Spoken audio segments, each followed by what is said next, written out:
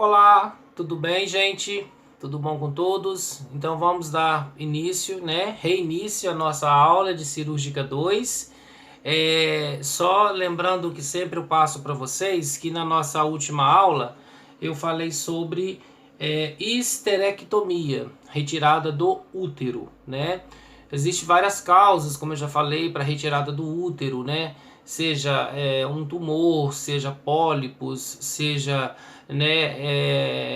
no caso, útero policístico, né? Que tem vários cistos, enfim, várias condições, útero que saiu do local, deslocação do útero, que leva a mulher à retirada desse útero, né? Que foi comentada na última aula. O que nós temos que entender também é que existem alguns mitos dentro da sociedade que fala que quem tira útero perde, né, a libido sexual. A mulher fica fria na cama, esse vocabulário chulo que existe na sociedade. Vocês, futuros profissionais da área da saúde, né, nós temos que mudar radicalmente essa ideia de que a mulher ela perde a vontade de ter relação sexual quando ela retira o útero. Isso não é verdade.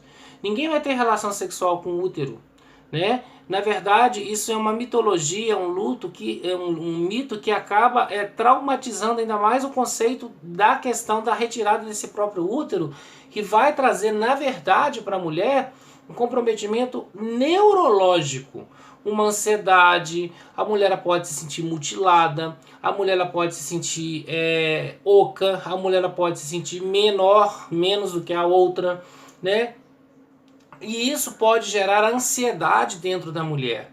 Isso pode gerar uns conflitos internos que pode levar ela até ter processos depressivos. Agora, falar que retirada do útero, uma histerectomia total, né, como eu falei, pode ser retirada pela vagina, pode ser retirada por vídeo, pode ser retirada também por via abdominal, que é um corte, né, que retira aquele útero que realmente não tem mais utilidade nenhuma para a vida daquela mulher, né? Só vai trazer qualidade de vida para ela, né? Então, falar que ela vai ficar fria, esses vocabulários que a mulher perde a vontade de ter relação sexual porque tirou o útero, isso não existe, né? A gente não tem literatura, não tem autor ainda, livros que comprovam cientificamente falando que essa mulher ela vai ter perda do libido se ela tirar o útero, né? Isso a gente sabe que não existe.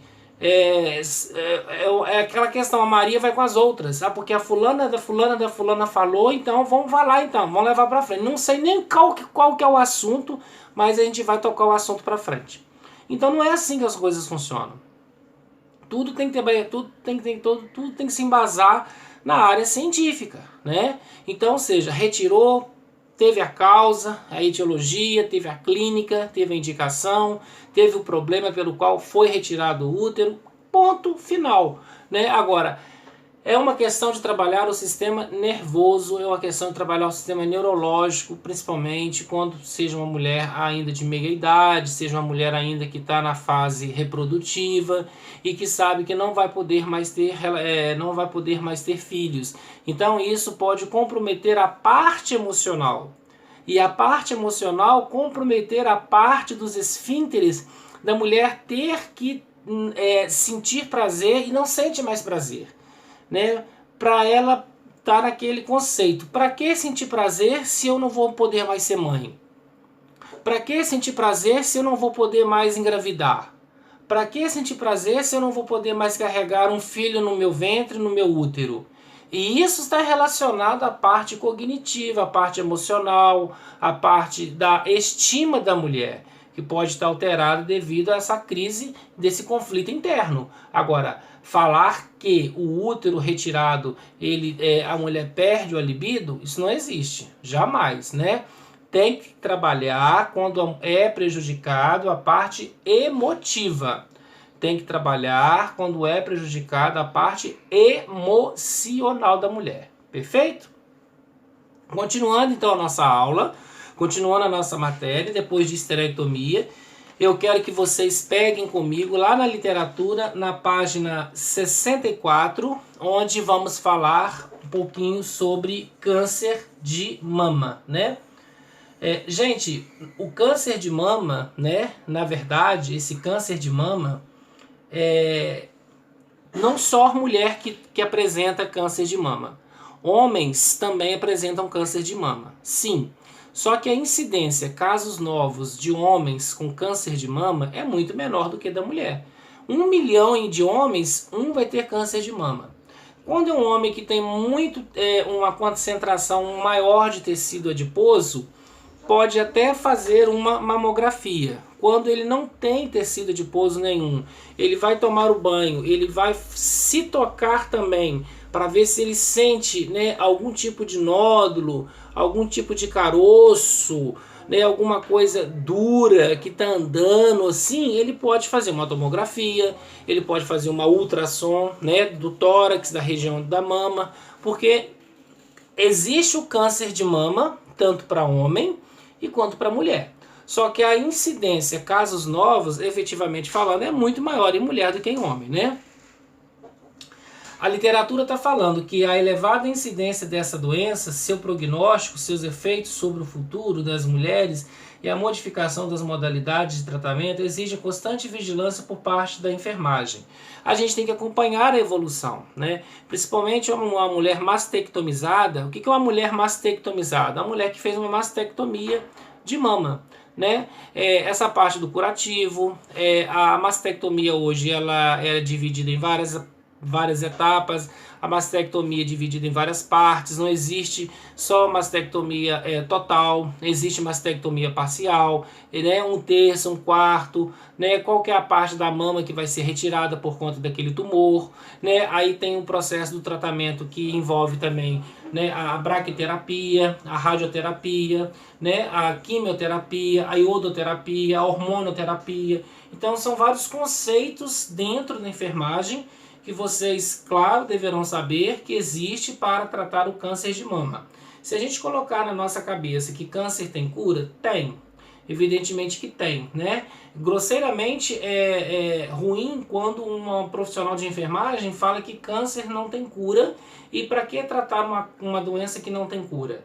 Câncer tem cura sim, né? Depende muito bem da localidade desse câncer, depende de onde está localizado, in situ, que a gente chama câncer in situ, é onde ele está localizado, né? Se é um órgão vital, se não é um órgão vital, se não já tem metástases, que são o quê? Outros órgãos que foram comprometidos pelo avanço da doença, e aí o câncer evoluiu para outras partes vitais do organismo, né? Mas sabemos, né, dentro da literatura, dentro da prática, dentro da teoria, né, e que estudos mostram, lógico, para a gente que existem pessoas curadas com câncer e que fazem tratamento ambulatorialmente. O que é? Vai lá uma vez ao ano, né? No oncologista, vai lá uma vez ao ano para fazer a sua revisão, a sua avaliação, mas não tem problema mais nenhum de câncer, né? Na verdade, se a gente for comparar, infelizmente, entre AIDS, entre a VE, entre o câncer, entre, por exemplo, outros tipos de doenças, né, uma das principais doenças que mais compromete o ser humano é o câncer. Uma das principais doenças que mais compromete o homem é o infarto agudo do miocárdio. Né? Uma das maiores mortes em quantidade de pessoas que morrem por ano, mundialmente falando, se a gente for colocar o HIV, se a gente for colocar o AVE, se a gente for colocar o infarto agudo do miocárdio, se a gente for colocar o câncer e o infarto agudo do miocárdio são os campeões em mortes, né? Segundo as literaturas, sobre essas pessoas que infelizmente são comprometidas por causa desse quadro clínico. Evidentemente que cada caso é um caso, cada quadro é um quadro, mas infelizmente o câncer mata muito mais do que uma AIDS, que muitas vezes gera preconceito na própria família, na própria enfermagem, né? No próprio conceito, né, do que significa a síndrome da imunodeficiência adquirida. E o câncer de mama ele está relacionado a fatores que atuam isoladamente ou simultaneamente, né? Existem pessoas que têm uma causa específica, que são aquela causa que vai gerar o câncer, que pode ser uma causa genética, né? Pode ser um fator hereditário ou pode ser algo provocado, né? O que, que é algo provocado? O que é neoplasia? Neo é câncer, plasia são células. Então são células diferenciadas, né, que são desenvolvidas naquela área. Agora, existem fatores simultaneamente isolados, como por exemplo, nós temos o que? As genéticas, nós temos as heranças e hereditariedades, que são condições que faz com que a pessoa adquira câncer. Se vocês perguntarem, qualquer pessoa pode desenvolver câncer? Pode. Qualquer pessoa pode desenvolver câncer? Pode. O que vai fazer isso é o desenvolvimento desordenado de uma célula do nosso organismo. Como eu já expliquei isso para vocês em outras aulas, existe o que nós chamamos no processo de patologia de apoptose. O que é apoptose? É a morte programada das células. A partir do momento que eu já nasci, a partir do momento que eu já estou nas mãos do médico que fez o parto da minha mãe, eu já estou envelhecendo. Eu já estou perdendo células importantes do meu organismo. Então isso daí pode contribuir lá no futuro para que infelizmente eu tenha uma complicação. Não sei qual complicação que seja ela. Mas a gente já começa a envelhecer a partir do dia que eu já estou no mundo, a partir do dia que eu nasci, a partir do dia que eu estou na mão da enfermagem, né, sendo cuidado, sendo acompanhado pela equipe de enfermagem. Então o câncer, ele pode ser tanto fator hereditário, genético, ou pode ser provocado também por alguns outros fatores, como radicais livres e assim por diante, né? A gente vai continuar falando mais sobre esse assunto, que é um assunto pertinente também da nossa matéria, ok?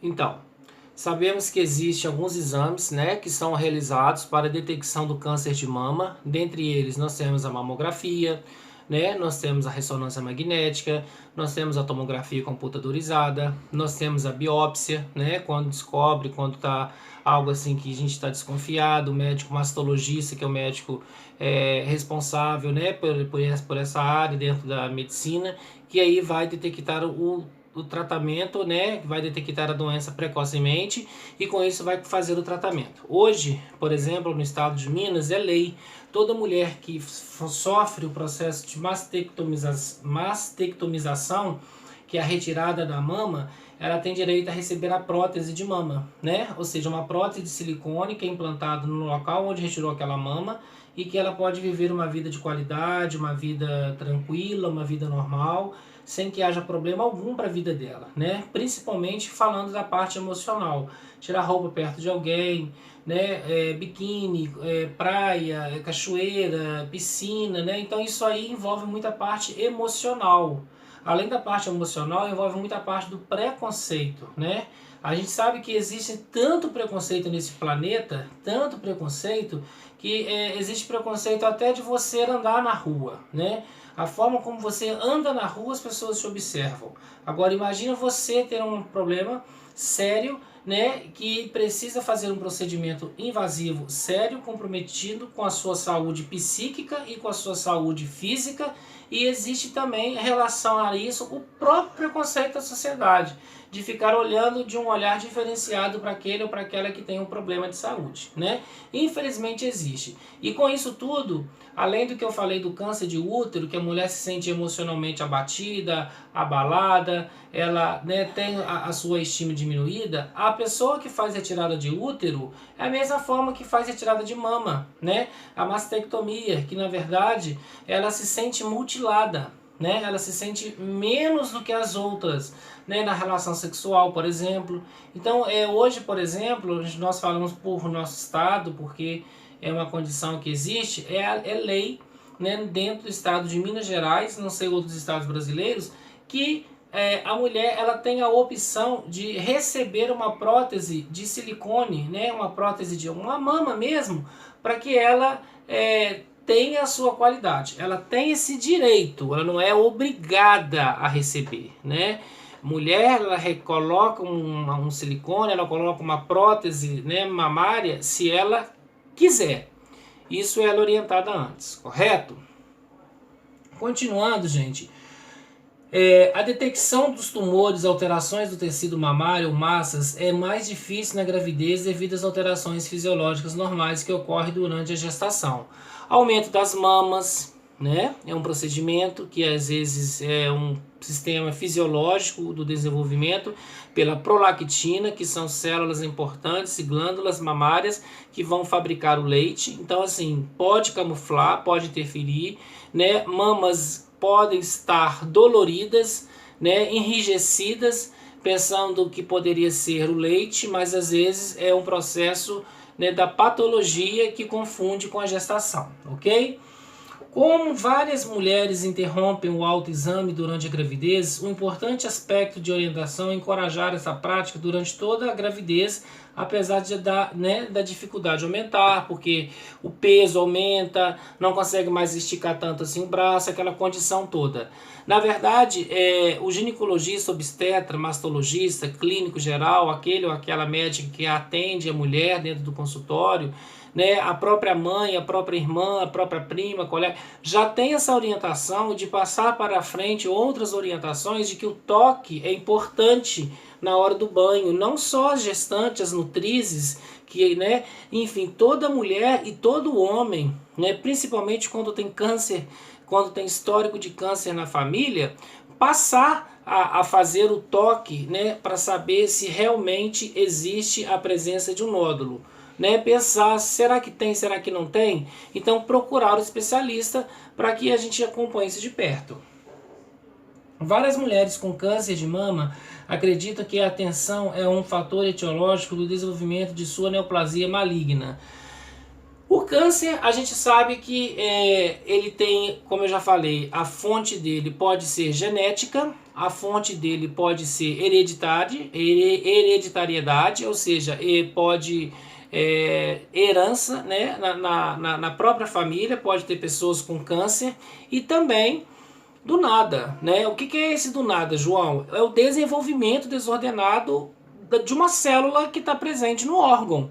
Poderia ser um câncer de fígado, poderia ser um câncer de intestino, poderia ser um câncer de pênis, poderia ser um câncer de vulva, poderia ser um câncer de língua, que a gente já viu falar, a gente já estudou, um câncer de lábio, um câncer de bochecha, um câncer de gengiva, mas não. Houve o desenvolvimento desordenado daquela célula presente na mama. Então, assim, a questão da tensão, quando a gente fala da tensão emocional, porque existem livros, né, teorias e autores e referências bibliográficas que nos passam que a depressão é uma das causas também que desenvolve câncer, né? Parece bobagem, parece besteira, mas isso está dentro da literatura, está dentro dos livros, os autores mesmos, né, os oncologistas que publicam livros e mais livros, respeitadíssimos no Brasil e fora do Brasil, publicam que a depressão ela é uma doença do sistema nervoso, é uma doença da mente, é uma doença do século. A depressão ela contribui para, né, o desenvolvimento de um câncer. Precisa ser de mama? Não precisa ser de mama, mas há o desenvolvimento, certo? E aí, gente, esses parentes, né, as filhas e irmãs de pacientes com câncer de mama não devem ser submetidas, não devem ser subestimadas pela enfermagem. Porque não é regra, né? Porque a filha, né? A avó ou a tia tem câncer que a pessoa vai ter câncer. Né? Existe uma herança, existe uma genética. Genética é quando a pessoa já nasce com uma célula desenvolvendo o câncer diferente de outras mulheres que não têm essa célula. Hereditariedade é quando existe uma herança genética, uma codificação do DNA, fazendo com que essa mulher herdou por parte de células germinativas, tanto da herança do homem quanto da herança da mulher. Na família do meu pai tem históricos de câncer. Na família da minha mãe tem históricos de cânceres. Então a gente tem a clivagem do zigoto, né, heterozigoto, homozigoto, espermatozoide junto com o óvulo. Então, assim, qual dos dois que está carregando essa herança patológica que a vida que ali vai, né, vai se desenvolver pode ter uma proporção maior de desenvolver câncer de qualquer outra parte do corpo. Então a gente não pode ser crítico em falar que porque a pessoa ela tem câncer, todas as pessoas na família terão. É uma probabilidade, é uma susceptibilidade. Existem condições para aquilo ali, mas não é nada fidedigno, né? Esses parentes, né, no caso, frequentemente se preocupam com seu ente querido e simultaneamente se preocupam com seu próprio maior risco de câncer de mama devido à maior incidência em parentes do sexo feminino. A enfermagem é capaz de fornecer orientações, linhas de tratamento. Então, é o que eu acabei de falar. Não é regra, não é lei, né? Cada organismo é um organismo, cada genética é uma genética, né? Por mais que sejam gêmeos univitelinos, né? Que seja de uma única placenta, a gente sabe que podem a família ter diabéticos, podem a família ter hipertensos e nenhum filho herdar a doença. Nenhuma neta herdar a doença, nenhum neto herdar a doença, mas pode acontecer também do filho herdar a doença, pode acontecer também da neta herdar a doença. Então, gente, a gente tem que pensar dentro da genética, dentro dessa fisiologia, dessa genética que envolve o nosso organismo, né? Pensar na genética, eu tenho que pensar lá atrás nas minhas células germinativas, ectoderma, mesoderma e endoderma, que são os 3 folhetos embrionários que são formados o corpo humano.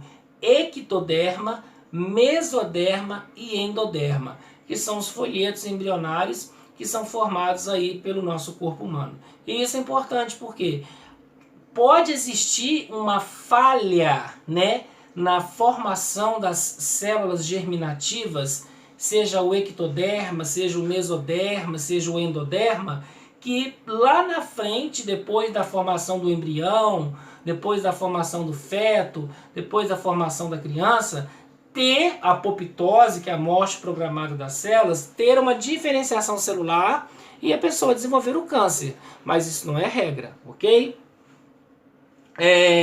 Falar da questão aí, né, do pré-operatório, né, preparar principalmente o psicológico, né, a orientação, né, a mulher ela tem que passar por uma equipe multidisciplinar para que haja melhor condições, para que haja melhor efetivação do conceito de aceitar melhor essa condição de fazer a sua, né, mastectomia. Né? Então, o preparo emocional do paciente começa no momento em que é informado que será necessária a hospitalização e o tratamento, né?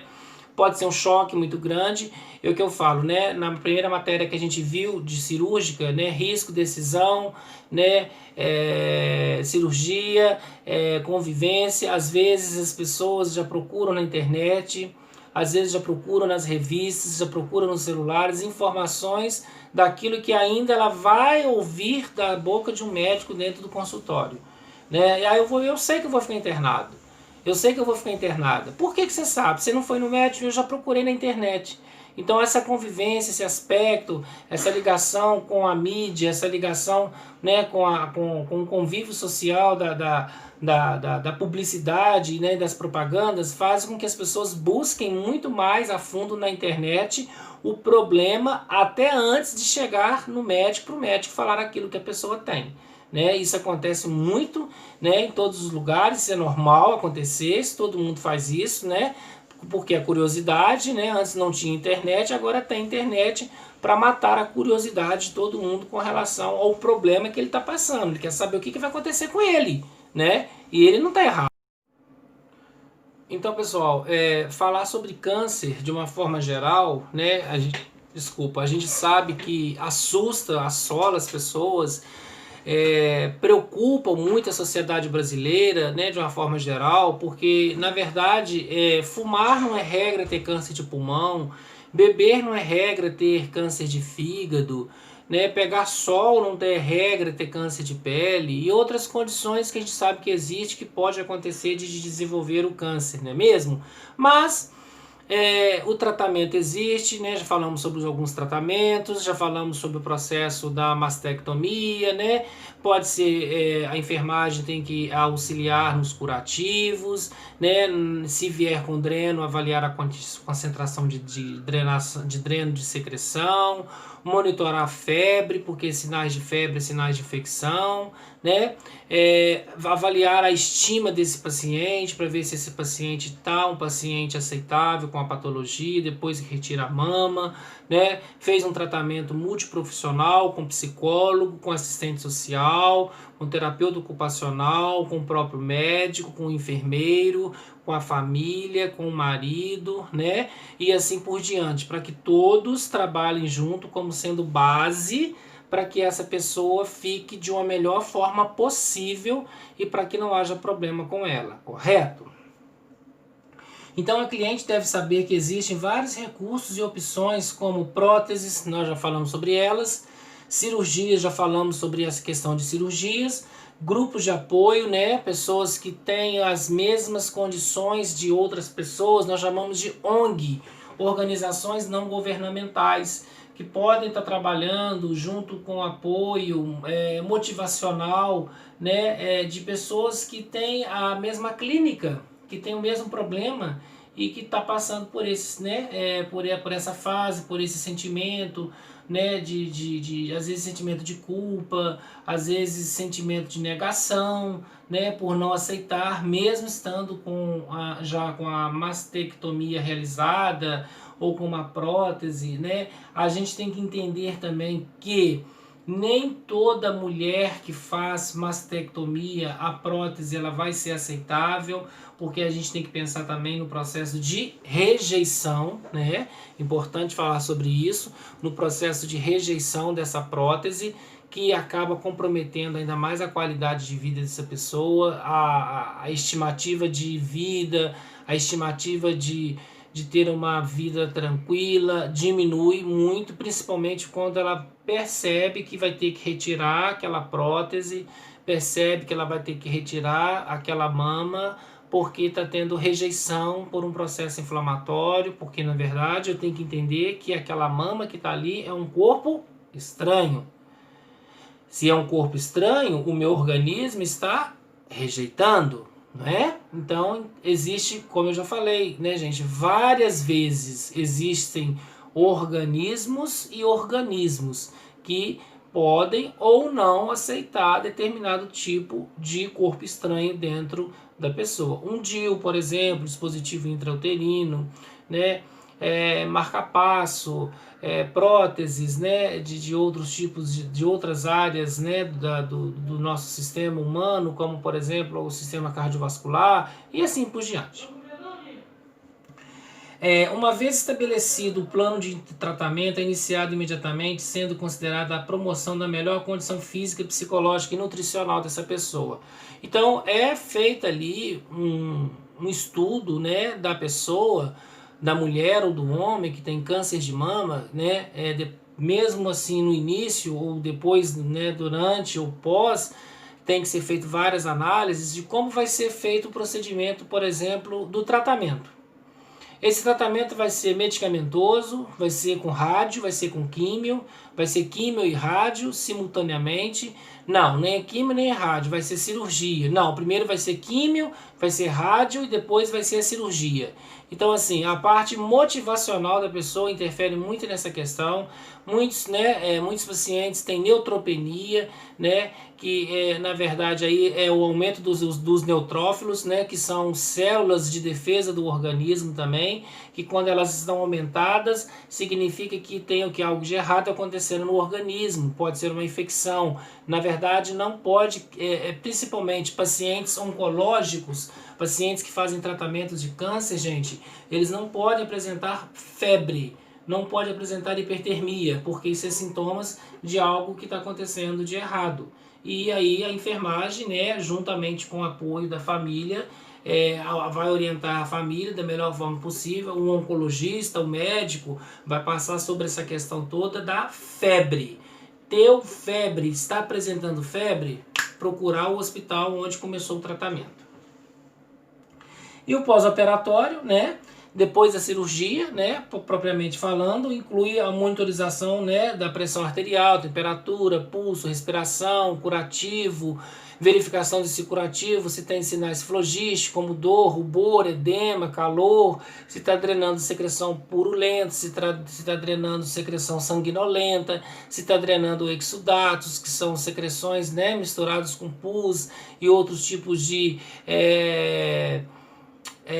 secreções abundantes provenientes aí de onde foi retirado o tumor ou de onde foi retirada essa mama, né? A drenagem é monitorizada, como eu falei, quantidade que foi drenada naquele plantão, né, a cor, o odor, né, se o paciente está sentindo dor depois que foi colocado o dreno, como que está sentindo, se está sentindo dispneia, se está com desconforto respiratório. Claro que a gente vai avaliar aí o TPR, temperatura, pulso e respiração desse paciente. A paciente é encorajada e auxiliada, né, a mudar de posição, tossir e inspirar profundamente para evitar complicações pulmonares como atelectasia pulmonar, né, que seria uma complicação do pós-operatório de uma mastectomia. Atelectasia pulmonar, né? Porque a atelectasia pulmonar, a atelectasia pulmonar nada mais é do que o colapamento dos alvéolos pulmonares. Né? A mulher que não tosse, a mulher que não deambula, a mulher que não pratica a deambulação precocemente, sai do leito, recebe tapas em forma de conchas, né? A gente chama de tapotagem, né? Aqueles tapas pelos fisioterapeutas, pode comprometer o sistema respiratório e ter aí um problema como derrame pleural, empiema pleural, né? Ou seja, além de drenar propriamente dito, aquela área da mama que foi retirada para fazer o tratamento do câncer, ela agora desenvolveu o quê? Um derrame pleural. Ela desenvolveu uma pneumonia, ela desenvolveu um esforço respiratório, ela desenvolveu uma atelectasia pulmonar, que nada mais é do que uma doença pulmonar obstrutiva crônica, que eu chamo de quê? De DPOC, ok? E aí, gente, o curativo compressivo não deve inibir a expansão torácica, né, para não atrapalhar a respiração dessa paciente.